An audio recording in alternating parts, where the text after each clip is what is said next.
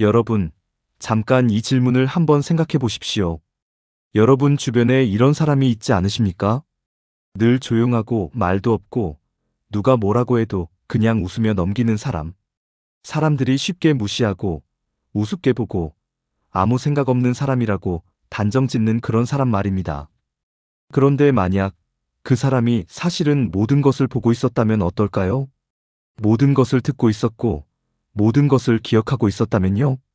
그리고 그것이 마침내 드러나는 날 세상이 완전히 뒤집어진다면요? 오늘 제가 여러분께 들려드릴 이야기는 바로 그런 이야기입니다. 조선 어느 산골 고을. 사람들이 가장 멍청하다고 비웃던 머슴 한 명이 있었습니다. 그는 늘 고개를 숙이고 다녔고 말도 거의 하지 않았습니다. 누가 욕을 해도 웃으며 넘겼고 가장 힘든 일도 묵묵히 했습니다. 하지만 그 머슴에게는 아무도 모르는 비밀이 있었습니다. 그는 단순한 머슴이 아니었습니다. 그는 조정에서 직접 내려보낸 암행어사였습니다. 백성들을 괴롭히던 탐관오리를 잡기 위해 신분을 숨기고 가장 낮은 자리에서 모든 것을 지켜보던 사람이었습니다. 이 이야기는 단순히 신분을 속인 이야기가 아닙니다. 이 이야기는 진짜 정의란 무엇인지, 그리고 사람을 겉모습으로 판단하는 것이 얼마나 어리석은 일인지를 보여주는 이야기입니다. 지금부터 천천히 시작하겠습니다. 조선 어느 산골 고을에 석진이라는 머슴이 있었습니다. 그 고을은 깊은 산자락 아래 자리한 작은 마을이었습니다. 논밭이 좁고 척박했지만 사람들은 그래도 서로 의지하며 살아가고 있었습니다. 봄이면 씨를 뿌리고 가을이면 걷어들이고 겨울이면 추위를 함께 버티는 그런 평범한 삶이었습니다. 석진은 그 마을에서 가장 큰 부자였던 김대감의 집에서 일하고 있었습니다. 그는 말수가 거의 없었습니다. 아침에 일어나 마당을 쓸고 물을 깃고 장작을 패고 밭을 갈고 저녁이 되면 조용히 자리에 눕는 것이 그의 하루였습니다. 누가 말을 걸어도 고개를 끄덕이거나 짧게 예 혹은 아니요 한마디가 전부였습니다. 그래서 마을 사람들은 자연스럽게 그를 이렇게 부르기 시작했습니다. 멍청한 머슴. 김대감 집의 다른 하인들도 마찬가지였습니다.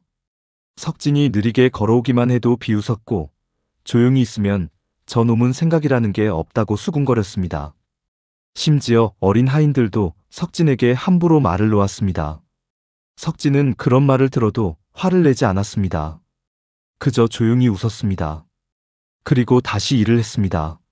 사람들은 그 웃음조차 저 사람은 자기가 욕먹는 줄도 모른다고 생각했습니다. 그런데 이상한 점이 하나 있었습니다. 석진은 일을 하다 말고 가끔 창고 쪽으로 걸어가는 일이 있었습니다. 그리고 창고 안에 쌓인 장부들을 들여다보는 것이었습니다. 곡식장부, 세곡 기록, 돈의 흐름이 적힌 문서들. 머슴이 그런 것을 들여다본다는 것은 분명히 이상한 일이었습니다. 하지만 사람들은 그 이유를 깊이 생각하지 않았습니다. 글자도 제대로 읽을 줄 모르는 놈이 그냥 들여다보는 거겠지. 멍청한 놈이 그림 보듯 구경하는 거겠지. 그렇게 웃어넘겼을 뿐이었습니다. 아무도 몰랐습니다. 석진이 그 장부 안에서 무엇을 찾고 있는지를, 그리고 그가 이미 얼마나 많은 것을 알고 있는지를. 그 고을에는 백성들이 두려워하는 사람이 있었습니다. 바로 김대감이었습니다. 김대감의 본명은 김상로. 조정에서 내려온 지방 관리였습니다. 처음 부임했을 때만 해도 사람들은 기대했습니다. 새 관리가 왔으니 살림이 나아질지도 모른다고 생각했습니다. 하지만 그 기대는 오래가지 못했습니다. 김대감은 부임한 지 2달도 지나지 않아 세곡을 2배로 올렸습니다. 나라에 내는 세금을 올린 것이라고 했지만 사람들은 알고 있었습니다. 나라로 가는 곡식보다 그의 창고로 들어가는 곡식이 훨씬 더 많다는 것을. 마을 사람들은 서서히 가난해졌습니다. 가을에 곡식을 거둬도 세곡으로 내고 나면 남는 것이 없었습니다. 씨앗을 남겨두기도 어려웠고 겨울을 버티기 위한 식량도 부족했습니다. 아이들이 배를 골았고 노인들이 겨울 추위를 버티지 못했습니다. 그리고 마침내 굶어 죽는 사람들이 생기기 시작했습니다. 겨울이 깊어지자 마을의 공기는 눈에 보이지 않을 만큼 무거워졌습니다. 집집마다 굴뚝 연기가 점점 줄어들었습니다. 밥을 지을 곡식이 없었기 때문입니다. 아이들은 장터에 나와도 예전처럼 뛰어다니지 않았습니다. 힘이 없어 벽에 기대 앉아 있는 날이 더 많았습니다. 어떤 집에서는 하루 종일 죽 한 그릇을 나누어 먹었고, 어떤 집에서는 이틀에 한 번 겨우 불을 피웠습니다. 사람들은 서로 눈을 마주치면 괜히 미안한 표정을 지었습니다. 누가 더 힘든지 묻는 것조차 미안했기 때문입니다. 석진은 그런 장면들을 매일같이 보았습니다. 마당을 쓸다가도 멀리서 아이 울음소리가 들리면 잠시 손을 멈췄습니다. 장작을 패다가도 담장 너머에서 기침하는 노인의 소리가 들리면 고개를 들었습니다. 하지만 그는 아무 말도 하지 않았습니다. 그저 조용히 그 모든 장면을 마음속에 담아두었습니다. 그리고 밤이 되면 그날 본 것들을 하나씩 떠올렸습니다. 어느 집에 창고가 비어 있는지, 어느 농부가 쇠곡 때문에 마지막 곡식까지 내주었는지, 어느 노인이 굶주림을 숨기려 물만 마시고 있는지. 석진은 그 모든 것을 기억하고 있었습니다. 하지만 아무도 김대감에게 맞설 수 없었습니다. 그는 단순한 관리가 아니었습니다. 그의 뒤에는 조정의 권력자들이 있었고, 고을의 포졸들은 모두 그의 명령에 따랐습니다. 누군가 불만을 입 밖에 냈다가는 며칠 후 포졸들에게 끌려가는 일이 벌어졌습니다. 그래서 사람들은 입을 닫았습니다. 속으로 분노하면서도 겉으로는 고개를 숙이며 살았습니다. 그 고을 전체가 김대감이라는 한 사람의 손아귀 안에 있었습니다. 그리고 바로 그 고을에 석진이 머슴으로 들어온 것이었습니다. 어느 가을날 장터에서 사건이 하나 벌어졌습니다. 그날 장터는 여느 때와 다름없이 사람들로 붐볐습니다. 곡식을 팔러 나온 농부들, 물건을 흥정하는 상인들, 구경하러 나온 아이들로 왁자지껄했습니다. 그런데 장터 한가운데서 갑자기 사람들이 모여들기 시작했습니다. 한 아이가 쓰러진 것이었습니다. 10살도 채 되지 않아 보이는 아이였습니다. 얼굴은 창백했고 눈꺼풀은 힘없이 떨렸습니다. 며칠째 제대로 먹지 못한 탓에 탈진해서 쓰러진 것이었습니다. 사람들이 주변에 모였습니다. 하지만 선뜻 나서는 사람이 없었습니다. 의원에게 데려가야 한다는 것은 알았지만 약값을 뗄 여유가 있는 사람이 아무도 없었습니다. 모두가 서로 눈치를 보며 망설이고 있었습니다. 그때 군중을 헤치고 한 사람이 앞으로 나섰습니다. 바로 석진이었습니다. 석진은 아무 말 없이 아이를 등에 업었습니다. 그리고 장터 끝자락에 있는 의원의 집을 향해 빠른 걸음으로 걸어갔습니다. 의원은 아이를 살폈습니다.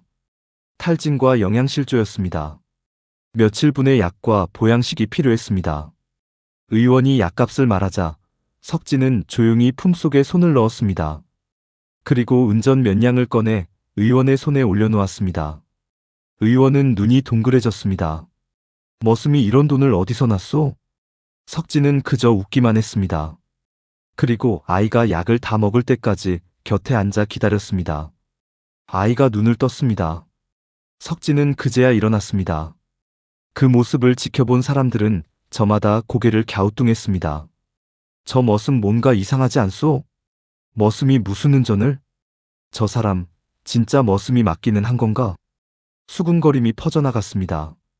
하지만 석진은 아무 말도 하지 않았습니다. 그저 조용히 김대감의 집으로 돌아갔습니다. 그리고 그날 밤 석진은 혼자 방 안에서 오래된 작은 책자를 꺼냈습니다. 그 안에는 빼곡하게 적힌 숫자들이 있었습니다. 곡식의 양, 날짜, 사람 이름들. 그는 낮에 장부에서 본 내용을 조용히 추가했습니다. 그리고 다시 그것을 깊이 품속에 감추었습니다. 그로부터 며칠 뒤였습니다. 밤이 깊어가던 시간, 마을 하늘이 붉게 물들었습니다. 불이야! 불이야!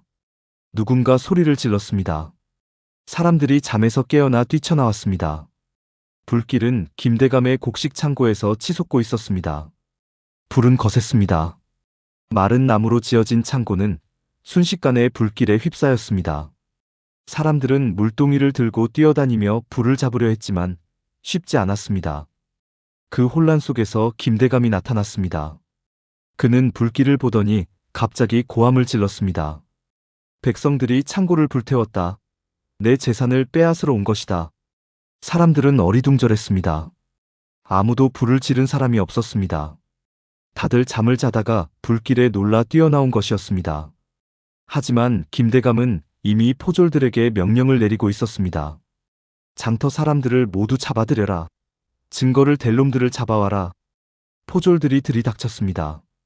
장터 상인들, 농부들, 심지어 물을 깃다 나온 아낙네들까지 끌려갔습니다. 아이들이 울었습니다. 노인들이 무릎을 꿇었습니다. 마을 전체가 공포에 빠졌습니다. 그것은 명백히 계획된 일이었습니다. 김대감이 창고에 직접 불을 지르고 백성들에게 죄를 뒤집어 씌우려는 음모였습니다. 어쩌면 그 창고 안에 감춰두었던 불법적인 장부와 뇌물 기록들을 불로 없애버리려는 계획이기도 했습니다. 사람들이 울부짖으며 끌려가고 있었습니다. 그때였습니다. 군중 사이에서 한 사람이 천천히 앞으로 걸어 나왔습니다. 걸어 나온 사람은 머슴 석진이었습니다. 사람들이 놀라서 속삭였습니다. 저 머슴이 왜 나서는 거지? 저 사람이 뭘 할 수 있다고. 미쳤나? 괜히 나섰다가 같이 끌려가는 거 아냐? 석진은 아무 말 없이 포졸들과 김대감 사이를 가로질러 걸어갔습니다. 그리고 김대감의 바로 앞에 섰습니다. 김대감은 그를 내려다보며 비웃었습니다. 뭐냐, 이 머슴놈은. 감히 어디를 막아서는 거냐? 석진은 흔들리지 않았습니다. 그의 눈빛이 처음으로 달라졌습니다. 그 순간 사람들은 처음으로 석진의 눈을 똑바로 보게 되었습니다. 늘 고개를 숙이고 다니던 사람의 눈이라고는 믿기지 않았습니다. 그 눈빛에는 두려움도 망설임도 없었습니다. 오히려 오랫동안 참고 있던 무언가가 마침내 밖으로 드러나는 순간처럼 보였습니다. 김대감의 집 하인들이 서로를 바라보았습니다. 저 사람이 정말 그 석진이 맞나? 며칠 전까지만 해도 장작을 패고 마당을 쓸던 머슴이었습니다. 사람들이 발로 차듯 명령하던 사람이었습니다. 그런데 지금 그가 서 있는 모습은 전혀 달랐습니다. 마치 처음부터 그 자리에 서 있어야 할 사람이었던 것처럼 아주 당연하게 그곳에 서 있었습니다. 늘 고개를 숙이고 있던 그 눈이 지금은 똑바로 김대감을 바라보고 있었습니다. 그리고 그는 조용하고 또렷한 목소리로 말했습니다. 그만하시지요. 김대감의 눈이 가늘어졌습니다. 머슴 주제에 감히 나를 막아? 포졸들, 저놈도 잡아들여라. 바로 그 순간이었습니다. 석진이 천천히 손을 품속으로 넣었습니다. 그리고 꺼낸 것은 작은 금속패였습니다. 마패였습니다. 그 위에는 조선에서 가장 두려운 문양이 새겨져 있었습니다. 임금의 명을 받아 전국을 돌아다니며 민심을 살피고 부정을 적발하는 사람에게만 주어지는 그 패. 석진은 마패를 높이 들어올리며 말했습니다. 암행어사 출두요. 그 세 마디가 밤 공기를 가르는 순간 세상이 멈추는 것 같았습니다. 포졸들의 손이 허공에서 굳었습니다. 김대감의 얼굴이 하얗게 질렸습니다. 끌려가던 백성들이 눈이 커져 숨을 멈췄습니다. 마을 전체가 얼어붙었습니다. 늘 고개를 숙이고 다니던 머슴, 사람들이 멍청하다고 비웃던 머슴, 은전 몇 냥으로 아이약값을 내던 그 머슴, 그가 바로 조정에서 직접 내려보낸 암행어사였습니다. 암행어사라는 세 글자가 공중에 울려 퍼지자 포졸들은 하나둘 무기를 내려놓기 시작했습니다. 암행어사는 임금의 명을 직접 받은 사람입니다. 어떤 관리도 어떤 대감도 암행어사의 명령을 거스를 수 없습니다. 그것은 곧 임금의 명을 거스르는 것이기 때문입니다. 김대감은 발을 굴렀습니다. 이게 무슨 짓이냐? 증거도 없이 나를 어쩌겠다는 것이냐? 석진은 조용히 웃었습니다. 그 웃음이 낯이 익었습니다. 사람들이 욕을 해도 비웃어도 늘 짓던 그 웃음이었습니다. 하지만 지금 그 웃음의 의미는 완전히 달랐습니다. 석진은 품속에서 작은 책자 하나를 꺼냈습니다. 증거가 없다고 하십니까? 그 책자 안에는 석진이 수개월에 걸쳐 모은 기록이 빼곡하게 적혀 있었습니다. 첫째, 곡식장부였습니다. 나라에 올라간 세곡의 양과 실제로 거둔 양이 달랐습니다. 차이가 나는 그 곡식들이 모두 어디로 갔는지 날짜별로 기록되어 있었습니다. 둘째, 뇌물 명단이었습니다. 김대감이 조정의 관리들에게 보낸 뇌물의 종류와 양, 날짜, 받은 사람의 이름까지 모두 적혀 있었습니다. 그 이름 중에는 꽤 높은 벼슬아치들도 포함되어 있었습니다. 셋째, 오늘 밤 창고 화재의 진상이었습니다. 석진은 이미 알고 있었습니다. 불은 김대감이 직접 뿌린 신복이 지른 것이었습니다. 창고 안에 있던 불법 장부들을 없애고 동시에 백성들에게 죄를 뒤집어 씌우기 위한 계획이었습니다. 그 신복의 이름과 그가 어떤 경로로 창고에 들어갔는지까지 석진의 책자에는 모두 적혀 있었습니다. 석진은 책자를 덮으며 말했습니다. 이 기록들은 이미 사본이 만들어져 있습니다. 저를 해치더라도 증거는 사라지지 않습니다. 김대감의 얼굴에서 마지막 핏기가 빠졌습니다. 그는 천천히 주저앉았습니다. 석진은 포졸들을 향해 말했습니다. 지금 이 자리에서 저분들을 모두 풀어들여라. 그리고 김상로를 결박하라. 포졸들은 이제 망설이지 않았습니다. 백성들이 하나둘 풀려났습니다. 백성들은 한동안 멍하니 서 있었습니다. 방금 일어난 일이 믿기지 않았습니다. 며칠 전까지만 해도 욕을 먹고 비웃음을 당하던 머슴이 그가 바로 임금이 보낸 암행어사였다는 것이. 한 노인이 무릎을 꿇으며 말했습니다. 어사날이 우리가 얼마나 무례하게 굴었는지. 석진은 고개를 저었습니다. 무례하게 구신 적 없습니다. 저는 머슴이었습니다. 그냥 일하는 사람이었습니다. 그 말에 사람들은 더욱 눈물을 흘렸습니다. 사람들은 그제야 하나씩 깨닫기 시작했습니다. 석진이 왜 창고 장부를 들여다보았는지. 글씨도 모르는 사람처럼 보였지만 그는 사실 모든 것을 읽고 있었습니다. 숫자 하나하나, 날짜 하나하나를 놓치지 않고 있었습니다. 석진이 왜 은전을 가지고 있었는지. 그것은 나라에서 암행어사에게 주어지는 임무 수행 비용이었습니다. 하지만 그는 그 돈을 굶주린 아이를 살리는 데 썼습니다. 석진이 왜 욕을 들어도 웃으며 넘겼는지. 분노를 드러내는 순간 정체가 드러날 수 있었기 때문이었습니다. 그는 수개월 동안 단 한순간도 감정을 드러내지 않았습니다. 오직 임무를 위해서. 석진이 왜 가장 낮은 자리에 있었는지. 가장 낮은 곳에서야 비로소 가장 많은 것이 보이기 때문이었습니다. 대감의 집 머슴은 창고에 드나들 수 있었고 장부를 볼 수 있었고 아무도 의심하지 않았습니다. 그 모든 것이 처음부터 계획된 것이었습니다. 한 안악이 말했습니다. 우리가 그분을 멍청하다고 했습니다. 석진은 조용히 웃었습니다. 그래서 일을 할 수 있었습니다. 그로부터 사흘 뒤 김대감 김상로는 두 손이 결박된 채 마을을 떠났습니다. 조정에서 내려온 관원들이 그를 압송했습니다. 석진이 모은 증거들은 이미 모두 조정으로 올라가 있었고 그 안에 이름이 적힌 다른 관리들도 조사를 받게 되었습니다. 김대감이 끌려가는 날 마을 사람들이 길 양옆에 나와 서 있었습니다. 누구도 말하지 않았습니다.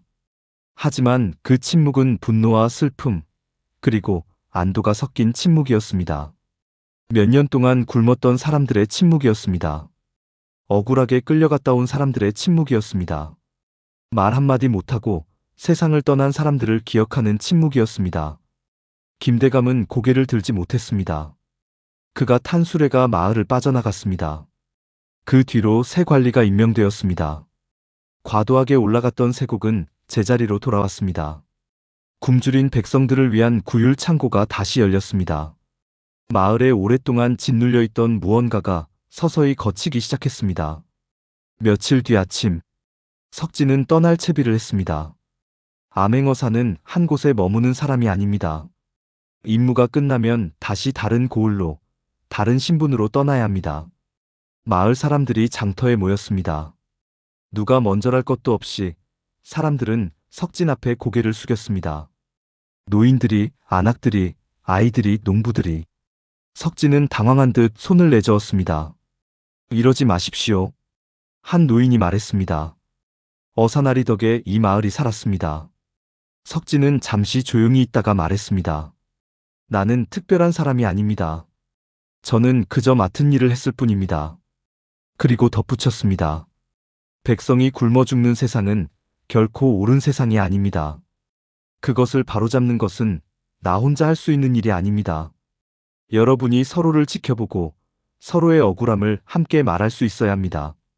그것이 진짜 힘입니다. 사람들은 조용히 그 말을 들었습니다. 그 말이 끝나자 장터에는 한동안 아무 소리도 들리지 않았습니다. 바람이 천천히 지나가며 장터의 깃발을 흔들었습니다.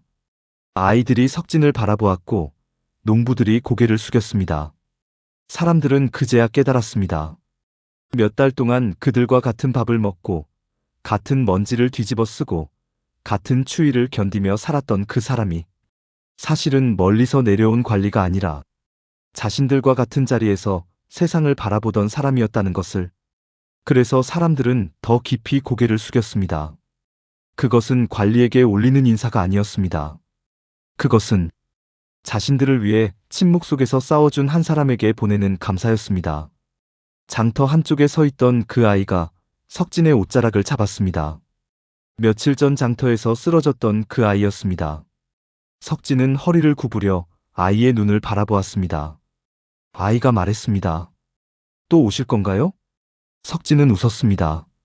다른 모습으로 올 수도 있습니다. 그리고 그는 짐을 들고 마을을 걸어 나갔습니다. 사람들은 그가 사라질 때까지 그 자리에 서 있었습니다. 이 이야기는 그 고을에서 오랫동안 전해 내려왔습니다. 사람들은 이렇게 말했습니다. 가장 낮은 곳에 있던 사람이 가장 높은 정의를 가져왔다. 그리고 또 이렇게 말했습니다. 사람은 겉으로 판단하는 것이 아니라는 것을 우리는 그때 처음으로 진심으로 깨달았다. 석진은 그 이후로도 여러 고을을 돌아다녔습니다. 때로는 행상인으로, 때로는 나그네로, 때로는 이름 없는 일꾼으로. 그리고 그가 지나간 자리마다 쓰러져 있던 것들이 다시 일어서기 시작했습니다. 그의 이름이 역사 기록에 남아있지는 않습니다. 암행어사란 원래 그런 존재이기 때문입니다. 이름을 남기기 위해 움직이는 것이 아니라 이름 없이 세상을 바꾸는 사람. 그것이 석진이었습니다. 여러분, 오늘 이 이야기를 들으시면서 어떤 생각이 드셨습니까? 저는 이 이야기에서 두 가지를 생각했습니다. 첫 번째는 사람을 겉모습으로 판단하는 것이 얼마나 위험한 일인가 하는 것입니다. 석진이 멍청한 머슴으로 보였던 것은 그가 실제로 멍청했기 때문이 아니었습니다. 사람들이 머슴은 멍청할 것이라고 이미 결론을 내려놓고 보았기 때문입니다. 그래서 그가 장부를 들여다봐도 이상하게 생각하지 않았고 은전을 가지고 있어도 깊이 묻지 않았습니다. 우리는 얼마나 자주 그런 실수를 하고 있을까요? 두 번째는 진짜 정의는 가장 낮은 곳에서 시작된다는 것입니다. 석진은 높은 자리에서 명령을 내리지 않았습니다. 그는 가장 낮은 자리에서 가장 힘든 사람들 곁에서 모든 것을 보았습니다. 그리고 그렇게 모은 진실이 마침내 세상을 바꾸었습니다. 우리가 살아가는 세상에서도 마찬가지일 것입니다. 화려한 말이나 높은 자리가 아니라 조용히 가장 낮은 곳에서 가장 필요한 일을 하는 사람들. 그런 사람들이 세상을 지탱하고 있다는 것을. 오늘 영상은 여기까지입니다. 끝까지 함께 해주셔서 진심으로 감사드립니다. 이 이야기가 마음에 남으셨다면 좋아요와 구독 부탁드립니다. 그리고 댓글로 여러분의 생각도 꼭 들려주세요. 여러분의 한마디가 이 채널을 계속 이어나가는 힘이 됩니다. 다음 이야기로 다시 찾아뵙겠습니다. 감사합니다.